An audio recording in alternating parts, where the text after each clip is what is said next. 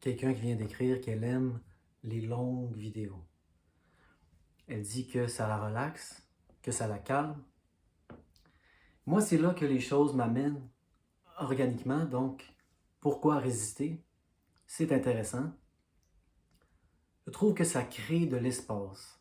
Ça ouvre des nouvelles pistes qu'on ne peut pas explorer nécessairement dans une vidéo courte. De toute façon, il y a tellement de vidéos, il y en a de toutes les longueurs, de toutes les tailles. 5 minutes, 7 minutes. Au début, c'était difficile d'imaginer dépasser 10, 15, 20 minutes. Je me demandais comment je vais trouver du matériel. Parler plus de 20 minutes, ça me semblait impensable. Et là maintenant, le défi serait plutôt de me contenir comme ça, dans un temps si restreint, 7 minutes. Qu'est-ce que je pourrais dire en 7 minutes?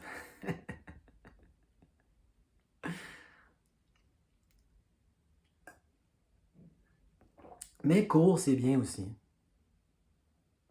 C'est ça qu'on va explorer dans cette vidéo, le temps. Je viens de faire une rencontre avec quelqu'un. Le temps est toujours un sujet qui émerge. Elle dit que c'est long. C'est ça, ça lui prend du temps. Elle a l'impression qu'elle ne progresse pas rapidement. Parfois, elle a l'impression même qu'elle recule. Et là, elle me disait que même des fois, elle a honte. Elle dit surtout parce que toi, c'est allé tellement vite. Et là, elle dit peut-être qu'il y a d'autres gens aussi qui sont comme ça, ils ont honte, ils ne veulent pas parce qu'ils ont l'impression qu'ils ne progressent pas assez vite ou qu'ils stagnent ou qu'ils sont paralysés ou encore pire qu'ils reculent. Mais je veux vraiment vous assurer qu'il n'y a aucun jugement par rapport à tout ça. Ça prend le temps que ça prend. Et je crois que le message central de cette vidéo, ça va être le fait qu'il faut être prêt. Il faut être prêt pour reconditionner la douleur.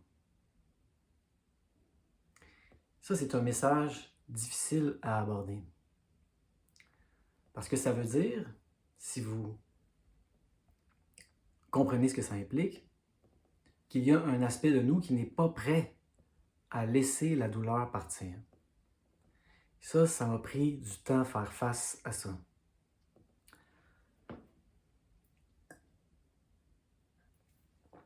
La plupart des gens, la première fois qu'ils sont exposés à ce message, disent « Mais non, de quoi tu parles?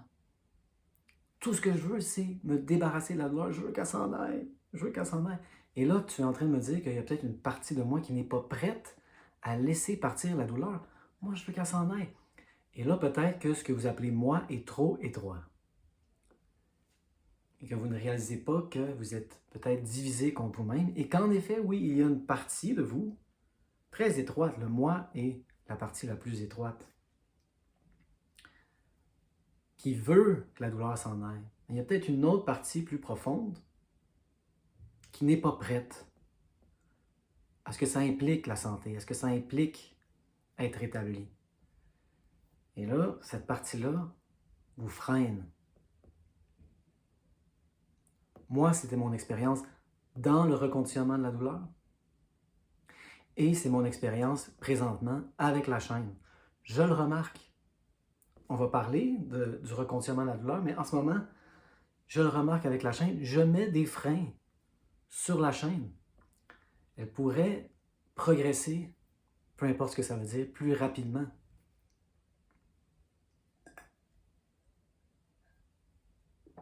J'ai une vision, je me dis, ça serait bien d'atteindre cette vision. Mais lorsque je réalise que ça implique en arriver là, je me dis peut-être que je n'ai pas tous les outils pour gérer cette situation, je ne suis pas prêt. Et là, je mets des freins comme ça sur la progression de la chaîne. Et ce n'est pas un problème. Il n'est pas question d'arriver à quelque part le plus vite possible. Il faut être prêt. Il y a une préparation à faire. Ça va vraiment être le thème central de la vidéo. Être prêt. Donc, êtes-vous prêt? J'espère que vous êtes prêts à entendre le message. C'est une gorgée.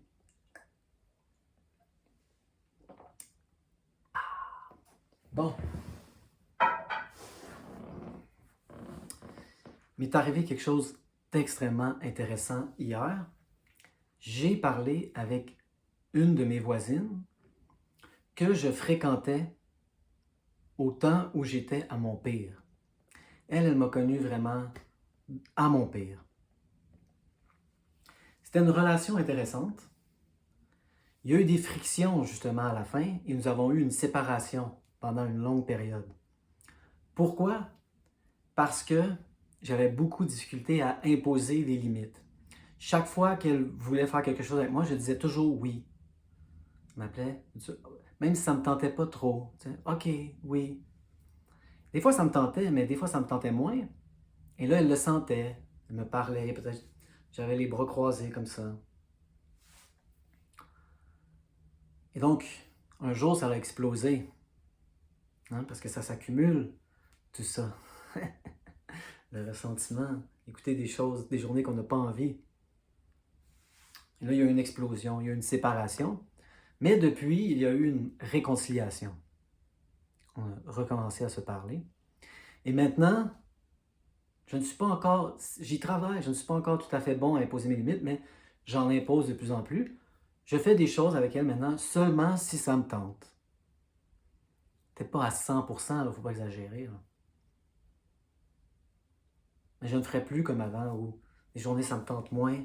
Le langage corporel le trahit.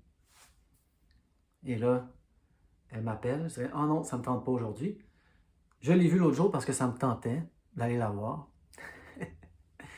Et là, nous parlions justement d'avant, le vieux Simon. On en a parlé du vieux Simon, elle me l'a même cité. J'ai le droit à des citations du vieux Simon. Attention, ça va faire mal. Ça va faire mal. Ouch! Elle me disait, non, mais tu te rappelles des choses que tu me disais? Elle, c'est intéressant, c'est quelqu'un qui m'a dit dès le début, c'est psycho-émotionnel, ce n'est pas ton corps. Je disais, qu'est-ce que tu veux dire, ce n'est pas mon corps? J'ai mal au coude. Elle disait, mais non, c'est ça. Connais-tu l'effet placebo, tout ça? Elle me donnait des bons arguments. Je n'étais pas prêt à entendre ce message. Je n'étais pas prêt. Je lui ai dit. Elle essayait comme ça de me changer. Je disais, essaie pas de me changer. J'avais des longs cheveux. Tout ébourifflé, une grosse barbe. J'avais du linge trop grand, troué. Pas toujours très propre. J'étais comme ça avant. J'ai énormément changé, mais il faut être prêt. Je pourrais vous donner le top 5, le top 10. Je vais vous donner la citation ultime. Certaines, je m'en souvenais, mais là, elle m'en sortit une. Numéro 1. Vraiment, là. Et je ne m'en souvenais plus. Je lui ai déjà dit, tenez-vous bien, êtes-vous assis. Je lui ai déjà dit, moi, quand je suis bien, je suis mal. Ouch! Ouch! J'ai déjà dit ça, oui. Simon, tu m'as déjà dit ça.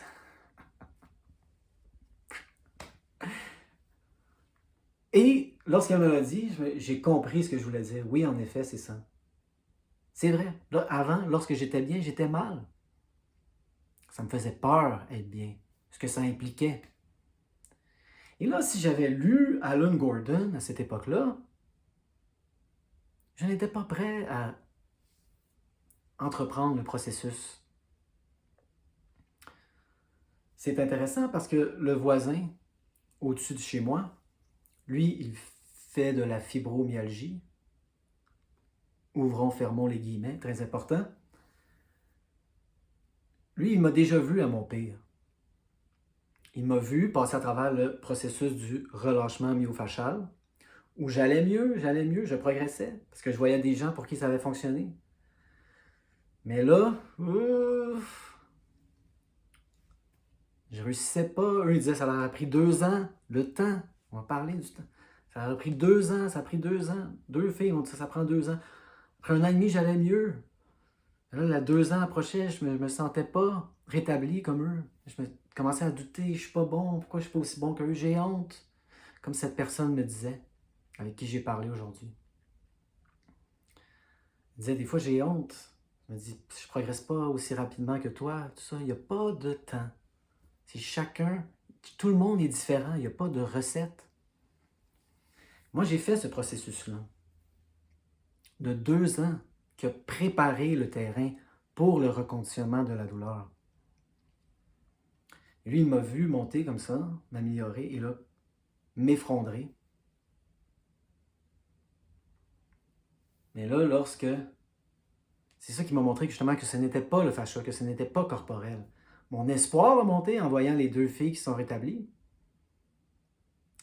Mais là, lorsque j'ai perdu espoir, je me suis effondré. J'ai vu à quel point c'était relié à mon espoir. Ce n'est pas mon corps, c'est mes croyances. Et là, j'ai fini le processus relativement rapidement. C'est relatif. Et cette personne-là qui habite en haut de chez nous, c'est ça, elle ne veut pas lire les livres. Je lui disais, ces vidéos-là m'ont énormément aidé en anglais. Je ne parle pas anglais. Et là, j'ai dit, mais j'ai commencé une chaîne, c'est en français. Ne veut pas lire les livres, ne veut pas regarder les vidéos. Et c'est correct, il n'est pas prêt. Il se peut que quelqu'un lise les livres, surtout de Sarno, mais d'Alan Gordon, ce genre de livres, et là, dise, c'est n'importe quoi. Et ça, c'est intéressant. Est-ce que c'est de la résistance, ça? Pas nécessairement, ça serait arrogant de dire ça. Il y a des gens comme Stephen Ray Ozanich qui disent ceci. Ils disent, ça fait partie du TMS, résister au message TMS. Je trouve ça un peu poussé. Il est possible que quelqu'un lise ça et dise, non, mais c'est n'importe quoi. Parce que ça ne fait pas partie de notre système de pensée, c'est tellement contre-intuitif. Donc moi, je ne serais pas prêt à dire ça. Mais si quelqu'un ne veut même pas lire les livres, même pas regarder les vidéos, ça, c'est de la résistance. On le voit. Il a vu à quel point je me suis rétabli. Il ne veut pas lire les livres, ne veut pas regarder les vidéos. Résistance, il n'est pas prêt. Et c'est pas grave, c'est ça. Chacun en son temps, il faut être prêt. Et là, on discutait, moi et ma voisine, et elle disait, toi, si tu avais reçu ce message-là, à ton pire, là, quand tu disais que être bien, ça te rend mal, aurais-tu pu faire ce processus? Les deux, nous en sommes venus à la conclusion que non. En toute honnêteté, j'ai dit non, mais moi, j'aurais lu le livre, mais je n'aurais jamais réussi à me rétablir en 4 à 6 mois à ce moment-là, sans avoir fait tout le travail de préparation du relâchement myofascial, où ils m'ont appris à sentir mes émotions, où ils m'ont appris à bouger sans avoir peur. Donc, il y a eu tout un travail de préparation. Ce voisin-là, d'en haut, lui, il dit, lui aussi, il en a beaucoup de citations que je pourrais citer, mais celle qui est le plus significative, je crois, il m'a dit, moi, tu sais, ma douleur, c'est une occupation à temps plein. Et voilà. Moi aussi, c'était comme ça, c'était mon occupation à temps plein, ma douleur, ma douleur. J'avais très peur de ce que ça pourrait impliquer ne plus être en douleur. Je n'étais pas prêt. Il faut être prêt. Nous avons exploré cette idée avec la personne aujourd'hui à qui j'ai parlé pendant plus de 3 heures.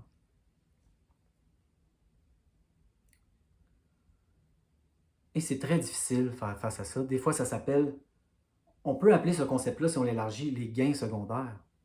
Qu'est-ce que je gagne avec ma douleur? Qu'est-ce que je gagne par les symptômes? C'est une question, ça, très difficile à se poser. Et là, évidemment, le concept de la résistance entre en jeu. Le mécanisme ultime sous les symptômes, que ce soit la douleur, que ce soit la fatigue, que ce soit l'anxiété, c'est la résistance. Et ça, c'est la résistance ultime, évidemment, lorsqu'il y a une partie de nous-mêmes qui n'est pas prête au rétablissement. Vous pouvez faire tous les repérages somatiques que vous voulez. Vous pouvez écrire toute votre vie, toutes vos émotions dans un journal. Comment pouvez-vous vous rétablir s'il y a encore une partie de vous-même qui n'est pas prête? La douleur ou les symptômes neuroplastiques, c'est un mécanisme de défense. Donc, si vous n'êtes pas prête à vous départir de votre armure, parce que vous allez être trop vulnérable, justement,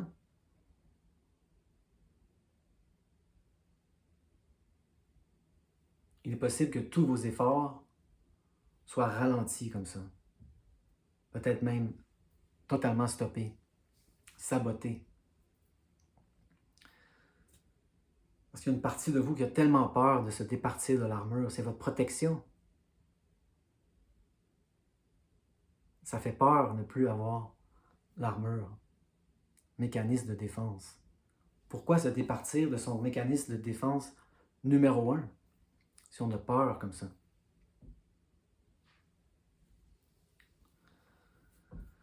Donc cette personne-là, elle avait un petit peu un devoir à faire. Hein? Elle m'avait écrit, elle m'avait dit, je me suis fait inviter, elle est en vacances premièrement, donc elle est sortie de son quotidien, elle a tendance à rester chez elle.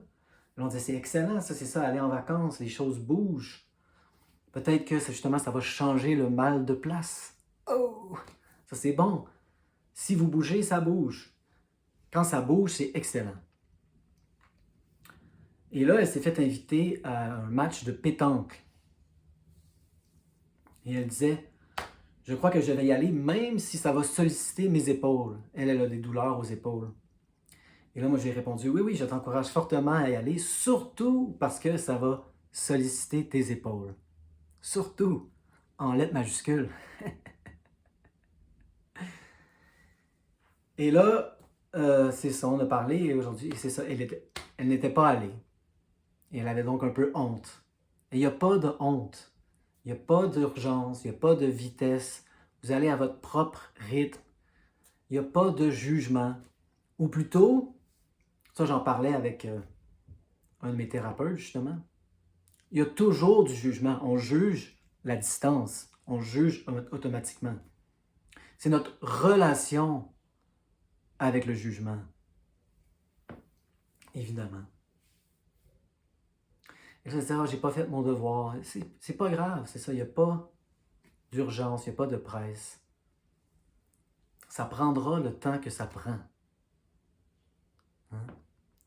Comme cette vidéo. Il y a déjà, wow, il approche de 18 minutes. Et là, ce qui est arrivé, c'est un classique.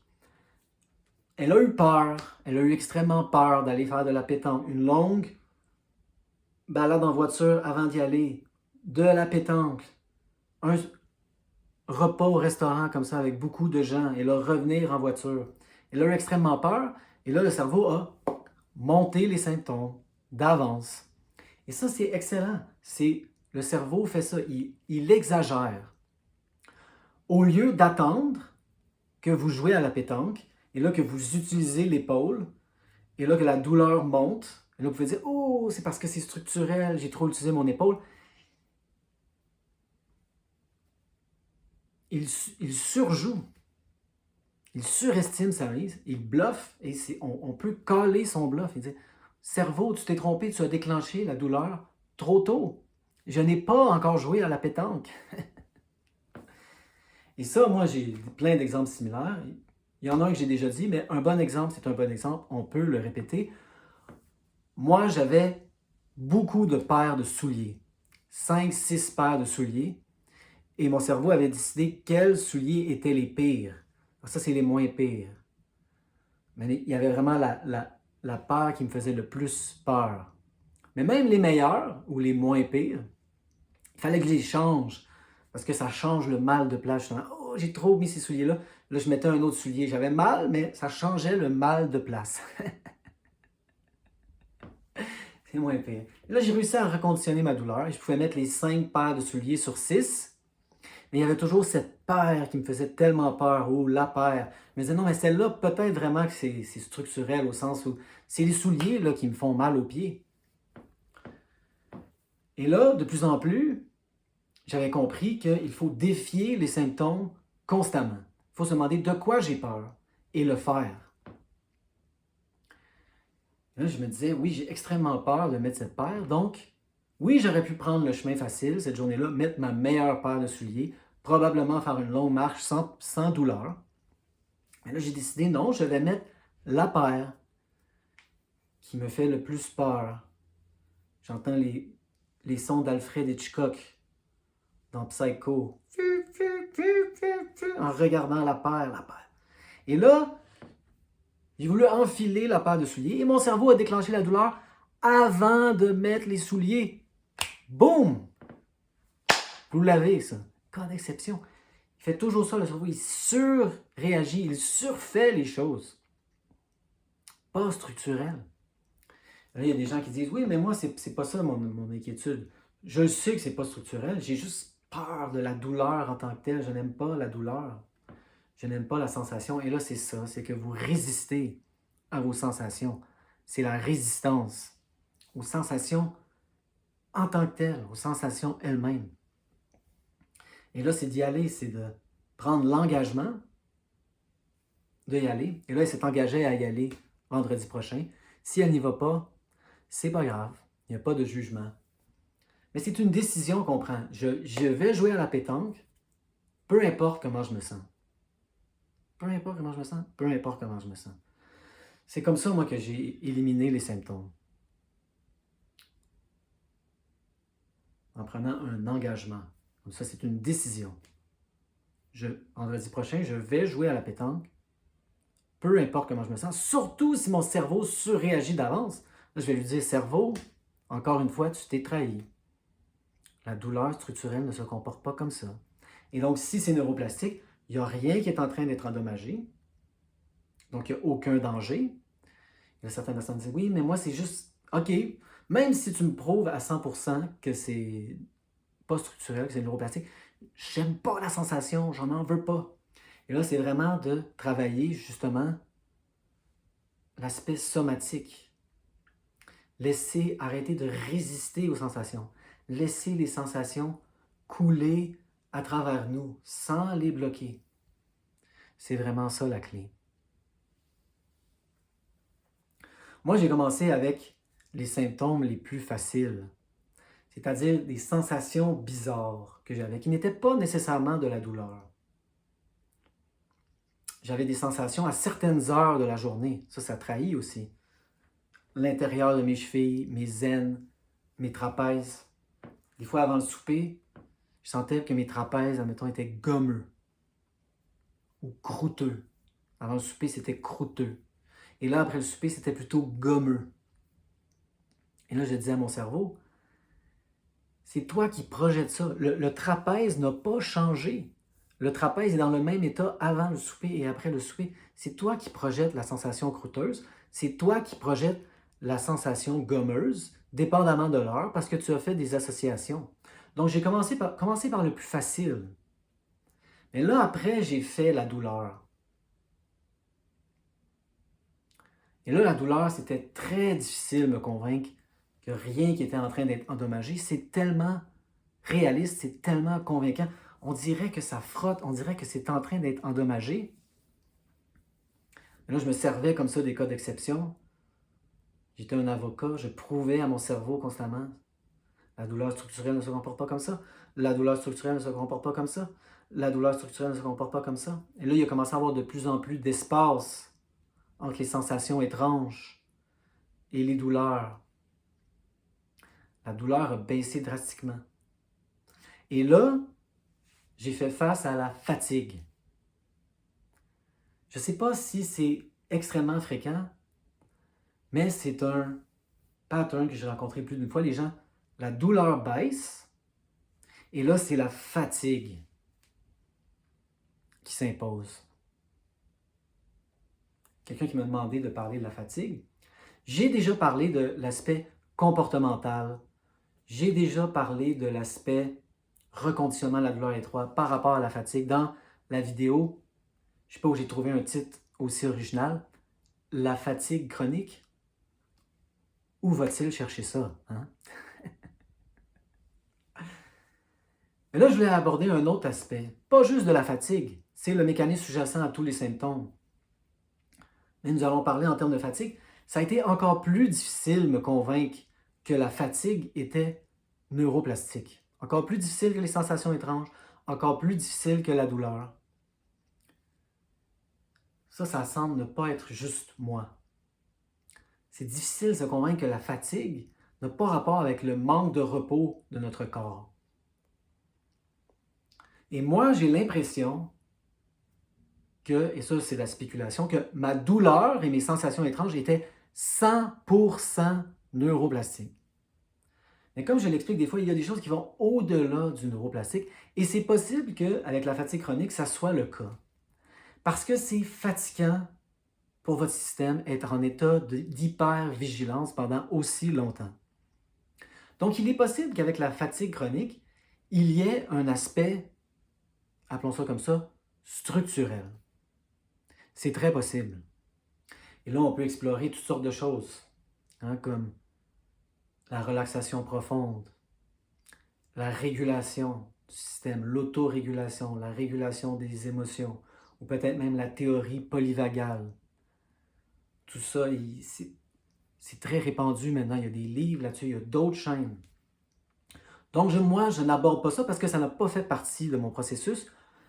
Même si je suis capable de concevoir maintenant qu'il y avait un aspect peut-être structurel à la fatigue chronique, moi, ce qui a fonctionné, c'est l'aborder 100% comme la douleur, comme les sensations étranges, comme neuroplastique.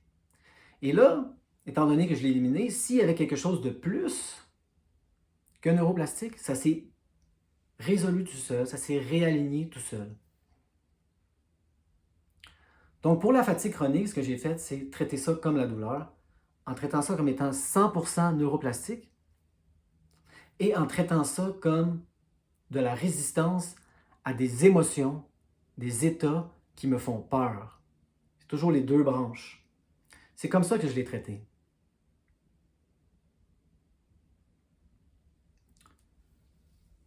Donc, je vais lire un extrait, faire une suite de la dernière vidéo, un extrait du livre de Jack Kornfield. Parce que justement, je trouve ça intéressant, ce n'est pas un livre de reconditionnement de la douleur, c'est un livre pour les gens qui font la pratique de la méditation. Et lorsqu'on lit ce genre de livre, c'est un message qu'on rencontre fréquemment, le concept, l'idée que la fatigue n'est pas nécessairement un manque de repos de votre corps. Oui, il y a une fatigue naturelle. Moi, hier, j'étais très fatigué. Pourquoi? Parce que j'avais travaillé fort la journée d'avant, pendant 8 heures. 8 heures de travail intense. La majorité de ces heures ont été passées à transporter des branches lourdes. Je me graphine comme ça, je ne sais pas si vous pouvez voir. Souvent, après ce travail-là, j'ai des égratignures partout sur les bras, sur le bas du ventre. Incroyable quand on y pense. On peut prendre une pause. Il y a de cela pas si longtemps, j'avais de la difficulté à sortir de chez nous. Certaines journées, j'avais de la difficulté à sortir de ma chambre. Certaines journées, j'avais de la difficulté à sortir de mon lit. Certaines journées, j'avais de la difficulté à me tourner dans mon lit. J'étais comme ça d'un côté de mon lit. Et là, je me disais, il faudrait que je me tourne. Ça va faire mal. Je vais me blesser en me tournant. Là, je me tournais. Je me blessais en me tournant dans le lit. En me tournant dans le lit. J'étais épuisé de m'être tourné dans le lit. Douleur, fatigue. Et je résistais tellement. Je veux pas me sentir comme ça. Je veux pas me sentir comme ça. Et là, maintenant, je travaille comme ça 8 heures de suite. Comme de rien. C'est important de le mentionner, pour célébrer, mais pour donner de la crédibilité à ce que je dis. Moi, ce que j'ai fait, c'est ça. J'ai fait le reconditionnement de la douleur étroit. J'ai fait le reconditionnement de la fatigue étroit, mais il y a un processus plus profond.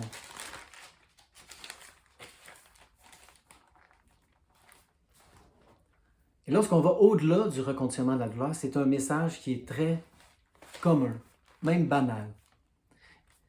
Donc hier, j'étais fatigué parce que mon corps me disait « Tu as besoin de repos ». C'était une fatigue naturelle.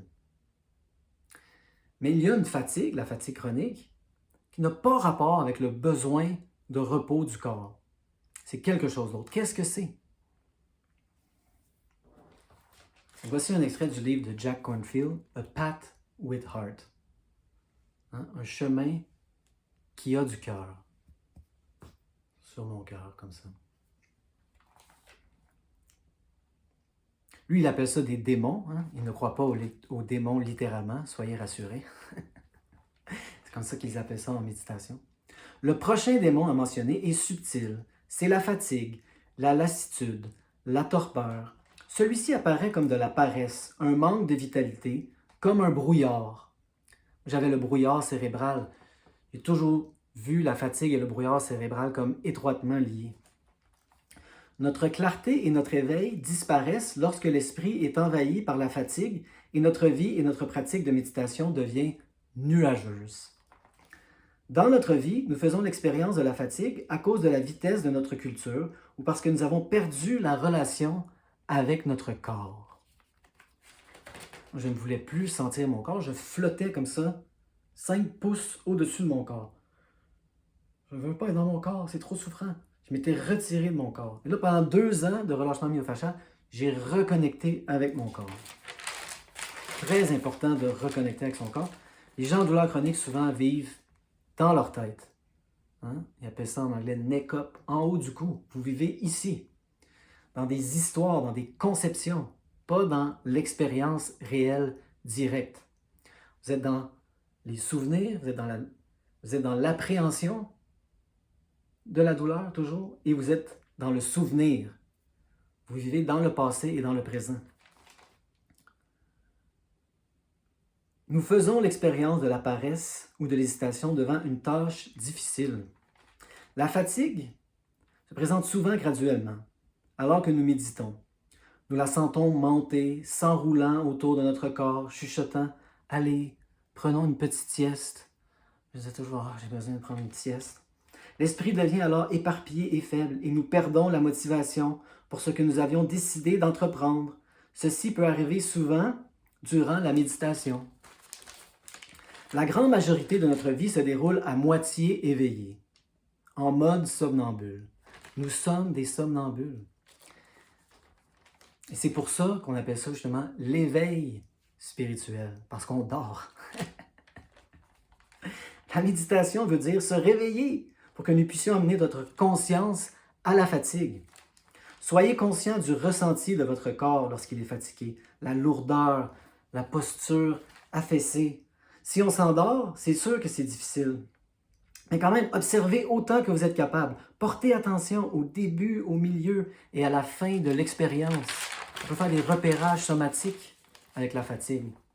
Les repérages somatiques, c'est de la méditation, en fait, un peu pour débutants. Remarquez les conditions impersonnelles qui la causent. Est-ce de la fatigue ou de la résistance? Parfois, juste y porter attention peut amener la clarté et la compréhension. D'autres fois, ça peut l'accentuer. Lorsque nous rencontrons et nous nommons ce démon, nous verrons qu'il a 3 causes. On va seulement en explorer 2. La première est une fatigue qui signale un besoin de repos et de sommeil. Nous devons respecter les besoins de notre corps. Très important. Il y a des gens qui ignorent les besoins de leur corps. Ils travaillent trop, pensent que 5 heures de sommeil, c'est assez. On pourra parler de ça plus tard, hein, le sommeil. Notre vie peut manquer d'équilibre. Peut-être avons-nous besoin de travailler moins et de passer plus de temps à la campagne, dans la nature. Cette fatigue passe après une période de repos. La fatigue naturelle, n'est pas la fatigue chronique. 2. La deuxième sorte de fatigue est une résistance à un état déplaisant dont nous avons peur. Ça vaut la peine de le répéter, ça. Ce n'est pas un livre de reconditionnement de la douleur. On dirait qu'on est en train de lire un livre de reconditionnement de la douleur. On dirait qu'on est en train d'écouter la chaîne de Jim Prusak, qui a fait beaucoup de méditation vipassana également. C'est peut-être pour ça que c'est lui le meilleur pour faire les repérages somatiques. Lorsque nous lisons ce genre de livre, c'est un message très commun, très fréquent. La deuxième sorte de fatigue est une résistance à un état déplaisant dont nous avons peur. Qu'est-ce qui se cache sous les symptômes? Parce que c'est sous la fatigue. Il y a des émotions qu'on veut éviter. Et souvent, lorsqu'on creuse au sous-sol, se trouve la peur. La peur. C'est presque toujours la peur. Un état auquel nous résistons dans notre corps-esprit. Parfois, lorsqu'il est difficile de ressentir quelque chose, lorsque nous ne voulons pas nous en souvenir ou en faire l'expérience, nous devenons fatigués. C'est de l'évitement.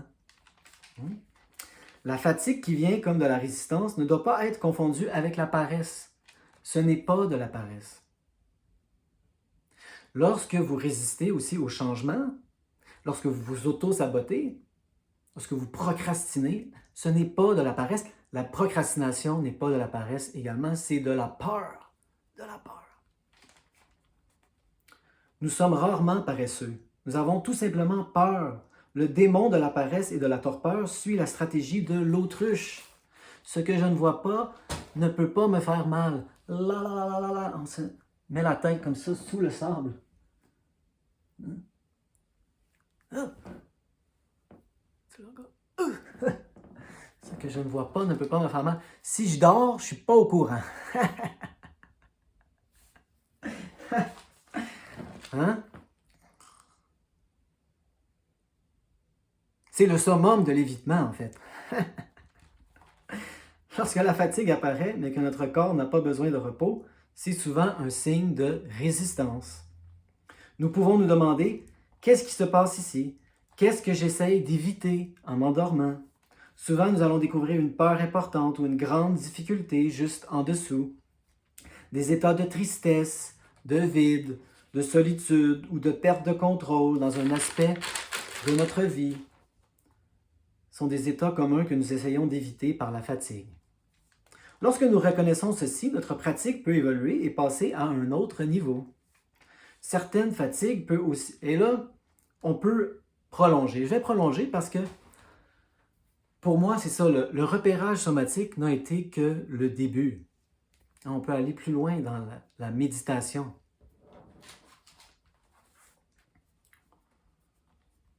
Une certaine fatigue peut aussi être causée par le développement du calme et de la tranquillité. Notre culture active et hautement stimulante fait que nous sommes peu habitués à interagir avec la quiétude. Notre esprit peut croire que c'est le temps de dormir. On est tellement habitué à s'étourdir, toujours un livre, toujours la télé, toujours cet engin, le téléphone, la tablette. Là, lorsqu'on est toujours hyper stimulé comme ça, c'est normal que si on commence à prendre du temps pour être avec soi, comme ça, avec aucune distraction, le cerveau va faire « Oh mon Dieu, c'est plate un peu, là, il se passe ça. » Donc, lorsque nous commençons à développer notre concentration, mais sans s'être pratiqués à engendrer un état énergisé équivalent, nous pouvons être coincés dans un état de lassitude. Lorsque nous rencontrons cet état, nommez-le, redressez-vous, prenez de longues respirations.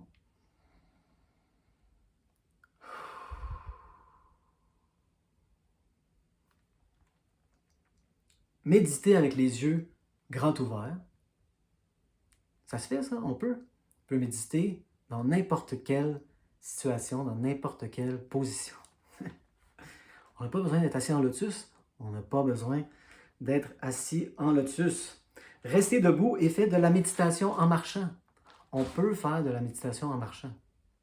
On est conscient de chaque pas, comme ça. On sent chaque pas sur le sol.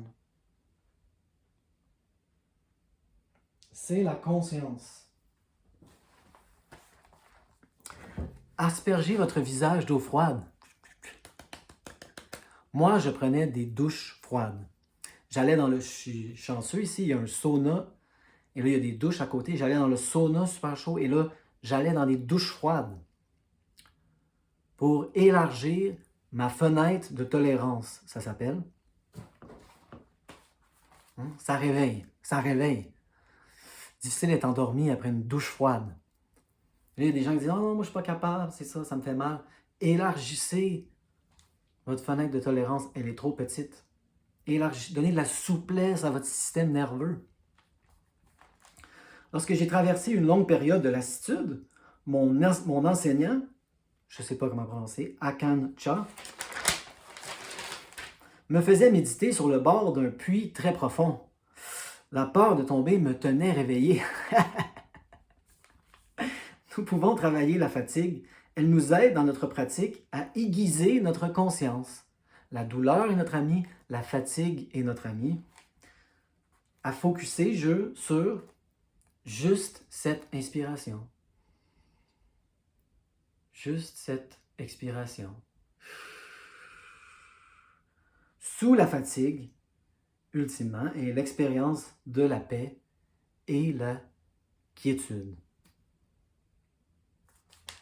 Wow! C'est pas un livre de reconditionnement de la douleur, ça. Hein, c'est la pratique, c'est la voie, c'est le chemin de l'équilibre, c'est la voie du milieu, des fois ils appellent ça. Devenir conscient. Donc moi j'essaie de, le plus que je peux, on va peut-être adresser ça, de pratiquer ce que je prêche. Donc ce matin en me réveillant, j'ai fait, je ne suis pas sûr exactement, 50 minutes de méditation. Je me réveille et là je sens mon corps. Au lieu de tout de suite me lever et de vaquer à mes occupations, vite, m'étourdir, me distraire, je suis resté avec mon corps, comme ça, 50 minutes. Et je ne sais pas à partir de quel moment, j'imagine, plus de notion du temps, il n'y a pas de temps. 41 minutes, il n'y a pas de temps, 41. Contradiction. J'imagine après 20 minutes, une demi-heure, je commence à rencontrer beaucoup de résistance. Mon cou commence à être raide. Ma cheville me démangeait. Je commençais à avoir la jambe sans repos. Beaucoup de résistance, comme ça. Mais lorsqu'on lit ce genre de livre, lorsqu'on entreprend une forme de pratique, c'est là qu'on réalise que ces choses-là sont des symptômes de quelque chose d'autre. Hein? Lorsqu'on est en train de méditer, la douleur n'est pas un signe que quelque chose est en train d'être endommagé. La fatigue n'est pas nécessairement un signe que notre corps a besoin de repos. C'est de la résistance. De la résistance à quoi? Au changement. Tout change constamment. Mais nous, qu'est-ce qu'on fait? C'est qu'on désire certains états et qu'on rejette d'autres. On a une aversion vers certains états, la douleur, et on désire certains états comme le bien-être, mais ultimement l'extase. Ce qui nous explique dans des livres comme ça, c'est qu'il y a des gens qui développent une espèce d'arrogance spirituelle. Parce que lorsqu'on médite beaucoup, de plus en plus, on peut atteindre des états où on sent que on est de la pure énergie. Il n'y a pas de frontière entre le moi et l'univers. C'est juste de l'énergie comme ça en mouvement. Et on peut devenir comme ça l'énergie lumineuse. Et c'est un état extatique. Ça arrive des fois. Mais là, le problème, c'est que la prochaine fois qu'on va s'asseoir, on va vouloir répéter cette expérience. Et là, peut-être qu'on a le rhume cette journée-là et on se sent lourd.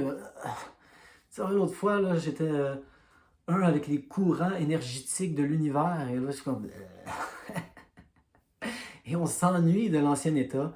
Et on a une aversion envers d'autres états. Je ne veux pas être comme ça. Nous résistons. Nous voulons que les choses soient autrement que la façon dont elles sont.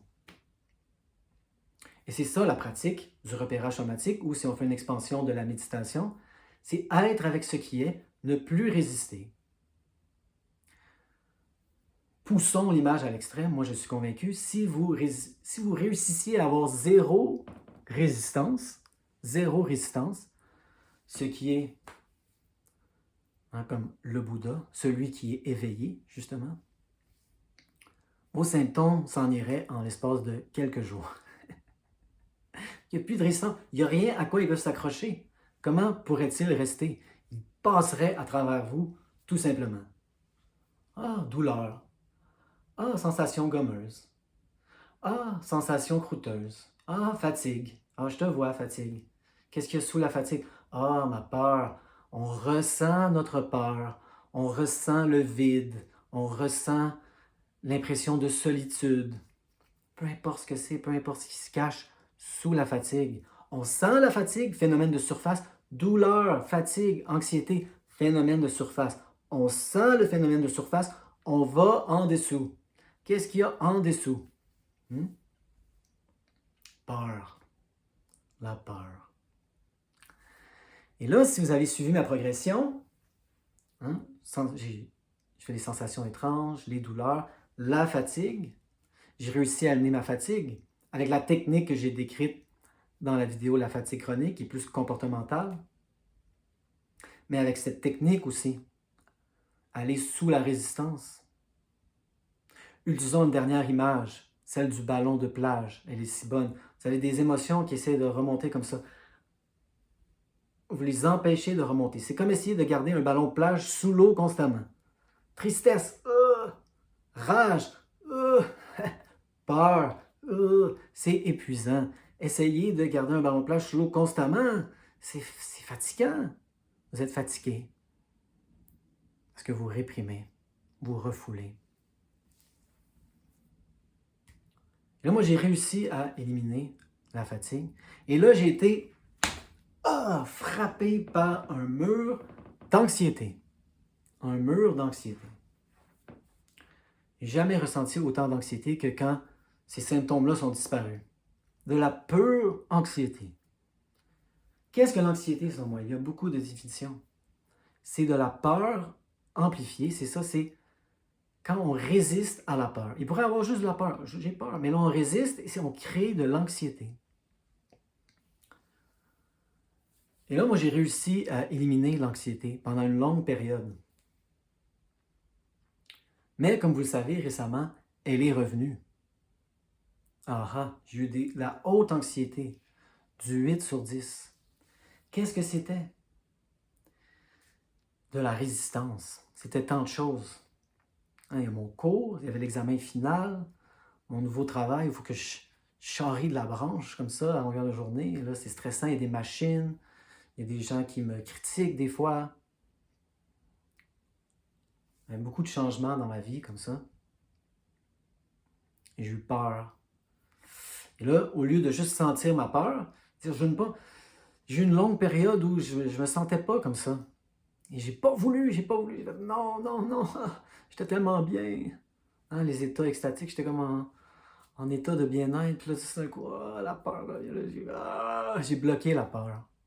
Je ne voulais pas me sentir comme ça. Je l'ai amplifié. J'ai créé plein d'anxiété. Je retombe dans le piège fréquemment. C'est normal.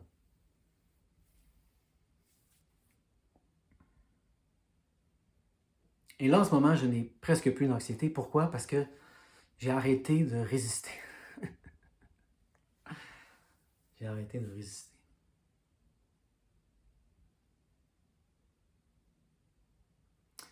Donc, ce qui est intéressant, c'est qu'avec la douleur, j'étais extrêmement motivé.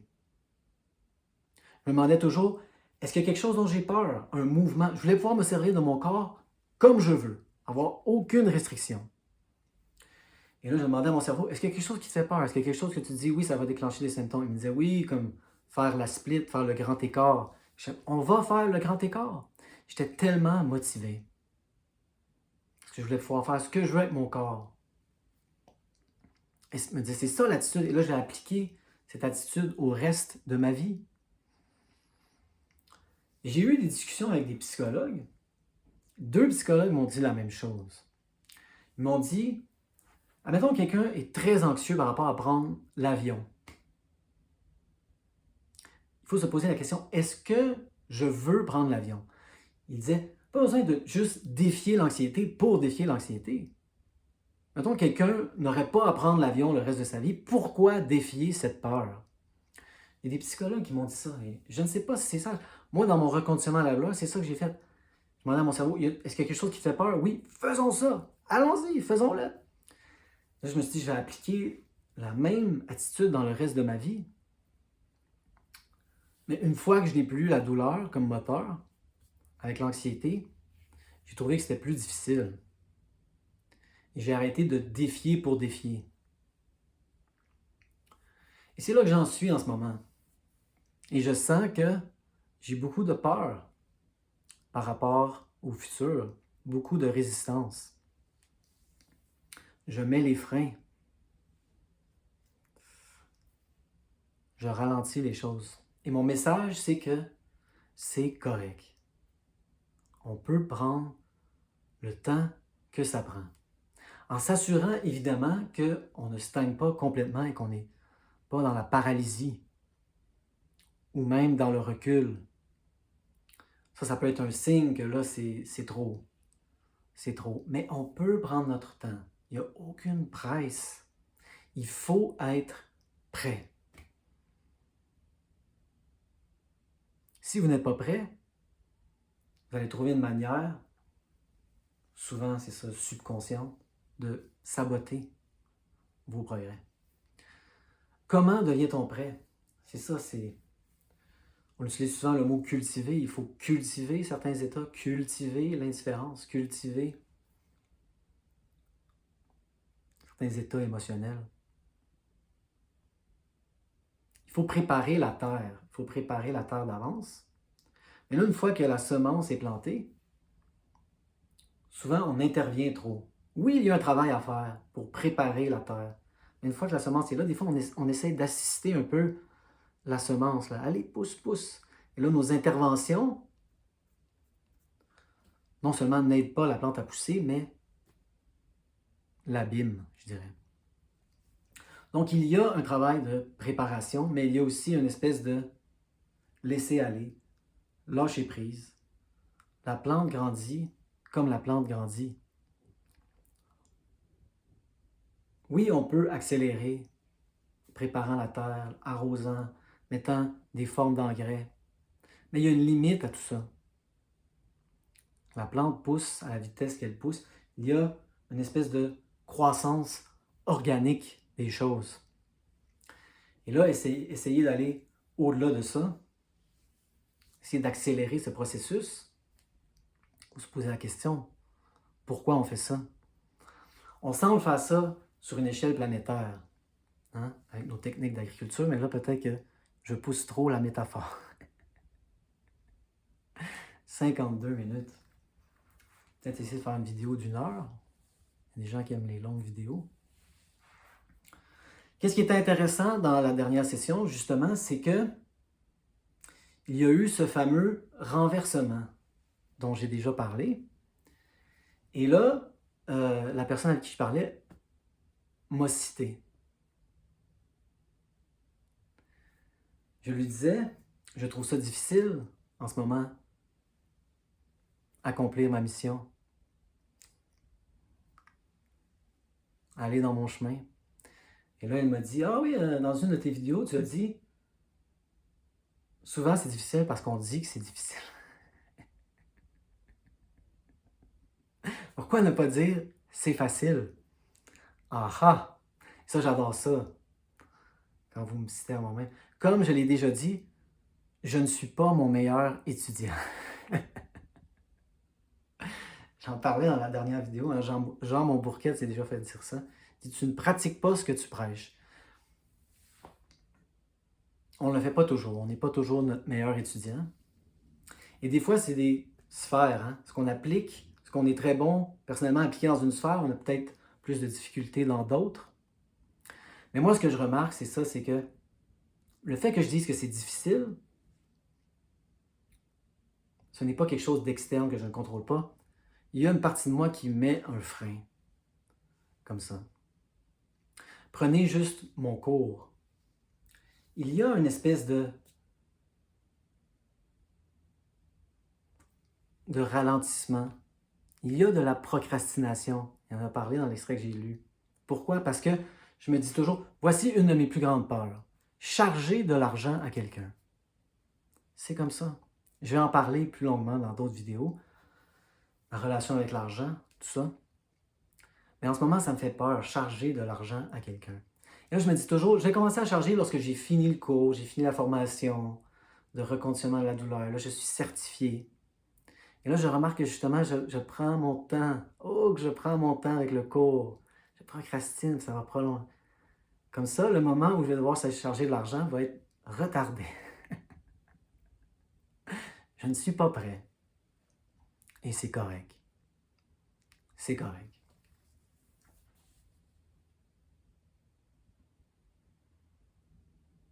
J'ai souvent le renversement comme ça avec les psychologues aussi. J'ai vu un psychologue récemment. Et là, il me disait des choses. C'est un psychologue gratuit. Une chance, parce qu'il me disait des choses que je me voyais dire aux gens. Et là, je me disais, ah, une chance que j'ai pas payé 120 $ pour ça. Payer 120 $ pour me faire dire ce que moi je dis déjà aux autres.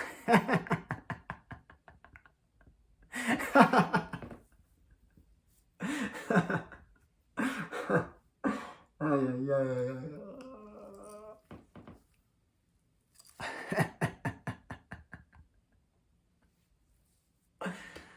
Ah, la vie est drôle.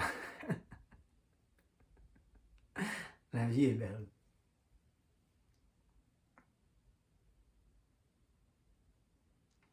Je vais finir là-dessus. J'adore cette note finale. 55 000. Je pense que je paye pas. Je me suis vu, là. Il me disait exactement des choses que... Je me voyais dire exactement la même chose à quelqu'un d'autre. Il me parlait de l'anxiété. Il disait, c'est ça, l'anxiété, on bouge à travers. Est-ce que ça sonne familier? C'est pas grave, on s'en préoccupe pas. Ah, tiens, il y a de l'anxiété. Je continue à faire ce que j'ai à faire.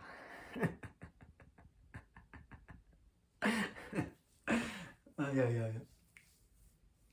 Ouh! Ça fait mal? Non, ça fait pas mal. Ça pourrait faire mal. Oh, ça fait mal. J'ai pas besoin de la douleur. Je n'ai plus besoin de la douleur. Je n'ai plus besoin de la fatigue. L'anxiété, ça peut être un peu différent. Ce n'est pas normal avoir mal si on n'a pas de dommages physiques. Ce n'est pas normal être fatigué si notre corps n'a pas besoin de repos. Donc, il y a anguille sous roche. Il y a quelque chose là à aller voir. Mais ce que je réalise de plus en plus, c'est que j'ai essayé d'appliquer les mêmes standards à l'anxiété. Et c'est ça peut-être qui a créé des fausses espérances ou qui a créé une fausse relation avec l'anxiété. Je m'attendais justement à baisser ma douleur complètement, baisser ma fatigue complètement, chronique, neuroplastique. Et là, l'anxiété, je pensais que je pouvais garder ça à zéro, mais ce que j'ai réalisé, c'est que les gens qui ne sont pas en douleur, les gens qui n'ont pas de fatigue, autre que le besoin de repos, ont un certain niveau d'anxiété. C'est normal, l'anxiété. Ce n'est pas un problème. La douleur neuroplastique n'est pas un problème, la fatigue chronique n'est pas un problème. Mais on peut les éliminer. L'anxiété, l'individu moyen gère un certain niveau d'anxiété. Et là, l'anxiété est réapparue. Et je fais non, non, j'en veux pas, j'en veux pas. J'ai résisté. Et là, je l'ai amplifié. Je l'ai fait monter à 8 en résistant. En résistant. Enlevez vos mains. Là, je l'ai laissé glisser à travers moi. Certains niveaux d'anxiété est normal. Et là, j'ai développé de l'anxiété, de la peur par rapport à ma peur. J'ai commencé à avoir l'anxiété. Je dis, non, non, j'ai eu peur et je l'ai amplifié. Par ma résistance. Donc, on approche d'1 heure. Je vais terminer ainsi. Avec la vidéo la plus longue jusqu'à maintenant. Je vais répéter le titre de la dernière. Ça prendra le temps que ça prend. Il n'y a aucune presse. Explorez de plus en plus l'idée d'être prêt. Posez-vous cette question. Serait-il possible que je ne sois pas prêt à laisser partir ma douleur? Je ne veux pas être arrogant, je ne veux pas dire que c'est le cas pour tout le monde. Donc, je vais parler de moi-même, c'est la seule chose dont je suis sûr. Moi, lorsque j'ai frappé des murs, j'ai réalisé que c'est parce que je résistais. Dans un sens, je m'auto-sabotais. Et je n'étais pas encore prêt à laisser partir les symptômes.